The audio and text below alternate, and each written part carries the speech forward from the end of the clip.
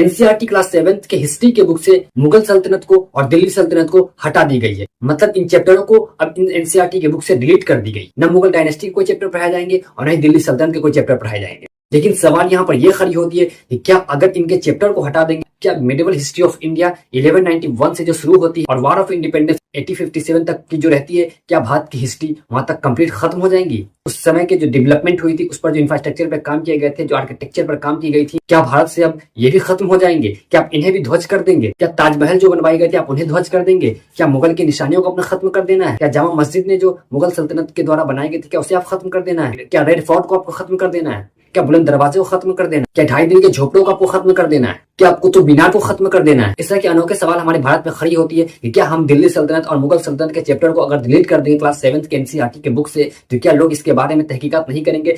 क्या आने वाले जनरेशन इसके बारे में नहीं जानेंगे? चलिए, आपने हटाया, इस पर कोई दिक्कत वाली बात नहीं है। ये सिर्फ हमारे भारत की इतिहास थी, ऐसे हमें एक्सेप्ट करना है।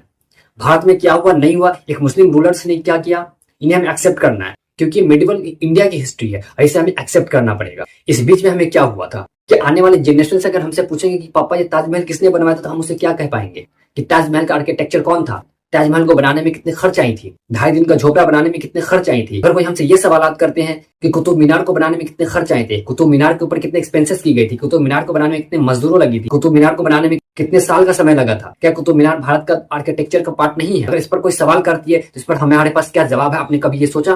क्या एनसीईआरटी के बुक से इस चीज को डिलीट कर देने पर क्या भारत का इतिहास मिट जाएगा, भारत का इतिहास खत्म हो जाएगा? अगर इसका जवाब देखें तो बिल्कुल भी नहीं, क्योंकि भारत का इतिहास खत्म होने वाला नहीं है। जो 1192 से शुरू होती है और 1857 तक जाती है, ये कभी भी कंप्लीटली रूप से भारत का इतिहास खत्म नहीं होने वाला है। जो मुगल सल्तनत ने करके दिया, जो दिल्ली सल्तनत ने भारत को करके दिया, वो आज तो कोई डायनेस्टी आई नहीं जो भारत को इस तरह के अनेकों प्रॉफिट्स दे सके, और अनेकों बिल्डिंग्स दे सके, और अनेकों आर्किटेक्चर दे सके। इसमें भारत की इकोनॉमिक्स टिकी हुई है। टूरिस्ट आते तो सिर्फ इसी अट्रैक्शंस की वजह से आती हैं, इंडिया के गौरव को देखने के लिए आते हैं। क्लास 7 के एनसीईआरटी से मुगल सल्तनत और दिल्ली सल्तनत के चैप्टर को डिलीट कर देने के बाद उसमें महाकुंभ की चैप्टर जोड़ी जाती है, जो कि सही भी है, क्योंकि भारत के हर नागरिक को अपनी संस्कृति के बारे में मालूम होना जरूरी है। लेकिन महाकुंभ के तमाम चीजों को जानने के बाद क्या उन्हें प्रैक्टिकल लाइफ में एप्लीकेबल कर पाएंगे? क्या क्लास 7 के एनसीईआरटी के चैप्टर से डिलीट करने के बाद मुगल सल्तनत और दिल्ली सल्तनत को क्या उसमें कोई स्किल्स जोड़ी गई है? क्या उसमें कोई प्रैक्टिकल की बातें जोड़ी गई है? क्या उसमें कोई कंप्यूटर से रिलेटेड कोई बातें जोड़ी गई, ये सब बच्चा प्रैक्टिकल लाइफ में भी कर सके, जो स्टूडेंट्स पढ़ने वाले से प्रैक्टिकल लाइफ में एंजॉय कर सके? लेकिन नहीं। लेकिन इस पर हमने गंदी राजनीति खेल दी, क्योंकि आजकल यहाँ पे एजुकेशन भी सेव नहीं है। 1 नेशन 1 एजुकेशन,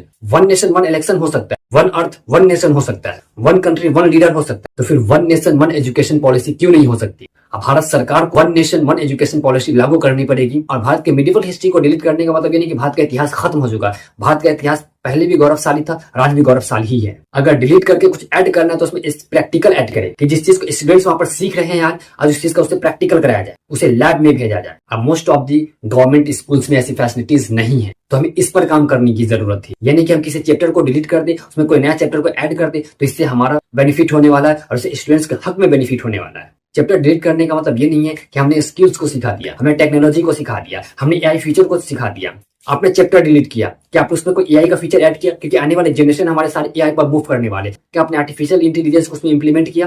क्या आने वाले जनरेशन आर्टिफिशियल इंटेलिजेंस पर मूव करने वाले हैं? क्या आर्टिफिशियल इंटेलिजेंस के अभी तक भारत में कोई चैप्टर जोड़ी गई किसी भी बुक्स में? लेकिन नहीं। लेकिन मुगल सल्तनत की और दिल्ली सल्तनत की हिस्ट्री को रिमूव करना है। इसका जिम्मेदार कौन? हमने कभी टेक्नोलॉजी पर ध्यान नहीं दिया, हमने कभी डेवलपमेंट पे ध्यान नहीं दिया, हमने कभी एजुकेशन पे ध्यान नहीं दिया। हमने ध्यान क्या दिया कि आखिर मुसलमान ने क्या किया, हमने ध्यान क्या दिया आखिर मुसलमान शासकों ने क्या काम किया, उनके चैप्टर इतने गौरवशाली क्यों रहे, आखिर मुसलमानों लीडर्स की इतिहास इतनी गौरवशाली क्यों रही। मुगल सल्तनत से भारत जाने के बाद आखिर भारत सोने का चिड़िया कैसे कहला गई? हमें भारत को आगे ले जाने की जरूरत थी, हमें भारत के एजुकेशन को बढ़ावा देने की जरूरत थी, 1 नेशन 1 एजुकेशन पॉलिसी लाने की हमें जरूरत थी कि भारत के 28 स्टेट्स में और 7 यूनियन टेरिटरी में एक एजुकेशन हो और राइट टू एजुकेशन सभी का अधिकार, चाहे वो शेड्यूल कास्ट हो, शेड्यूल ट्राइब्स हो, अदर बैकवर्ड क्लासेस हो या फिर जनरल कैटेगरी से हो, किसी भी कैटेगरी से हो, एजुकेशन का राइट सबके पास इक्वल होना चाहिए और उसमें किसी के साथ भेदभाव ना की जाए। आपने चैप्टर डिलीट किया, आप उसमें आर्टिफिशियल इंटेलिजेंस को जोड़े, आप उसमें स्किल्स को जोड़े, आप उसमें टेक्नोलॉजी को जोड़े, ताकि भारत का स्टूडेंट पढ़ने के बाद अपने मस्तिष्क का यूज कर सके, अपने ब्रेन का यूज कर सके और innovation, technology, science and tech इस पर ध्यान दे सके और भारत को नए नए चीज इन्वेंट करके दे सके, ताकि हम किसी दूसरे कंट्री के ऊपर इंडिपेंडेंट ना हो, हम खुद उस चीज को बनाएं और खुद उस चीज को प्रोड्यूस करें, चाहे वो किसी वेबसाइट्स की हो, चाहे वो किसी एप्लीकेशंस की हो, इवन थॉट प्ले स्टोर्स की बात क्यों ना हो। अगर हम टेक्नोलॉजी पे ध्यान देंगे तो खुद का प्ले स्टोर बना सकते हैं, जो कि आज हमारे ऊपर 30% टैक्सेस चार्ज की जा रही है अमेरिका के द्वारा। ऐसा हरगिज न की जाए कि जिस चैप्टर को डिलीट की गई है उसमें कुछ बेनिफिशियल जोड़ा जाए, क्योंकि कोई भी देश किसी धर्म से नहीं चलती है, जब भी चलती है तो वहाँ की डेवलपमेंट से चलती है, वहाँ की इंफ्रास्ट्रक्चर से चलती है, वहाँ की इनोवेशन से चलती है। तो हमें इन चीजों पर ध्यान देने की जरूरत है। आखिर किस तरह से हम अपने देश को उन्नति की ओर ले जाए, आखिर किस तरह से हम अपने देश को डेवलपमेंट की ओर ले जा सके, आखिर कैसे हमारा कंट्री सुपर पावर बन सके और हम विश्व गुरु बन सके, और कैसे हमारे कंट्री की यूनिटी टूटे ना और हमारे कंट्री की यूनिटी हमेशा बरकरार रहे। आप क्या सोचते हैं इन खबरों पर जो क्लास 7 के एनसीईआरटी से मुगल सल्तनत और दिल्ली सल्तनत के चैप्टर हटाए गए? अपनी राय कमेंट बॉक्स में जरूर दें। मिलते हैं इस एपिसोड में इस कंटेंट के साथ, तब तक के लिए जय हिंद।